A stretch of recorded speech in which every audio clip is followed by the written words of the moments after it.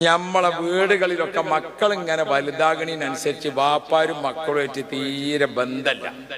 ചെറുപ്പത്തിൽ നമ്മൾ ഓമനിക്കലും മുത്തലും താരോലിക്കലും ചോറ് വാരിക്കൊടുക്കലും കുട്ടികൾ നമ്മളെ തൊള്ളേക്ക് ഇങ്ങോട്ട് വാരിത്തരലും ഒക്കെ ഉണ്ടായിരുന്നു. കുറച്ചിങ്ങനെ വലുതാകണതിനനുസരിച്ച് മക്കളും നമ്മളും അകന്ന് അകന്ന് അകന്ന് പിന്നെ ഒപ്പം ഇരുന്നിട്ടൊരു ഭക്ഷണം ആഴ്ചയിലൊരു വെള്ളിയാഴ്ചെങ്കിലും ബാപ്പയും മക്കളും ഉമ്മയും ഒരുമിച്ച് ഇരുന്നുങ്ങാണ്ട് ഒരു ഭക്ഷണം കഴിച്ച് സന്തോഷം അങ്ങോട്ടും ഇങ്ങോട്ടൊക്കെ ഒന്ന് പറഞ്ഞ് ഒരു പപ്പടം ബാപ്പാക്ക് ഇങ്ങോട്ടിട്ട് കൊടുത്ത് ഒരു ഇറച്ചിക്കണ്ണ അങ്ങോട്ട് മകൾക്ക് ഇങ്ങോട്ടിട്ട് കൊടുത്ത് ഒരു സന്തോഷത്തിലൊരു ഭക്ഷണം കഴിച്ചിങ്ങാണ്ട് ഒരു കൂടിയാടിങ്ങാണ്ട് നിൽക്കണ്ടേ?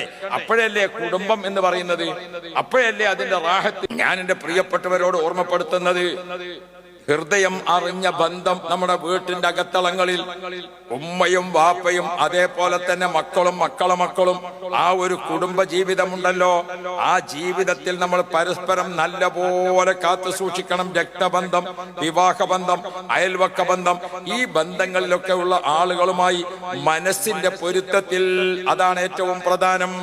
നമ്മളെ കുട്ടികൾ വാപ്പാക്കും ഉമ്മാക്കും തന്താ തള്ളാന്നൊരു പേരുണ്ട് എന്ന് എവിടുന്നേ പഠിച്ചു? നമ്മൾ പറയും മറ്റേ ചെറുക്കനെ കൊണ്ടാണ് പഠിച്ചത്. ആര് പറഞ്ഞു? നിങ്ങൾ ദേഷ്യം പിടിച്ചപ്പോ പറഞ്ഞു എന്റെ തള്ളനോട് പറഞ്ഞു, തള്ള പറഞ്ഞു തന്തനോട് പറഞ്ഞോളാ. അങ്ങനെ വീട്ടിൽ നിന്ന് തന്നെയാണ് ഉമ്മാക്കും ബാപ്പാക്കും ഏത് പേരുണ്ട് എന്ന് പഠിച്ചത്. നമ്മളെ കൊണ്ട് തന്നെ അത് പഠിച്ചത്. ഞമ്മൊരു മാതാപിതാക്കളായാൽ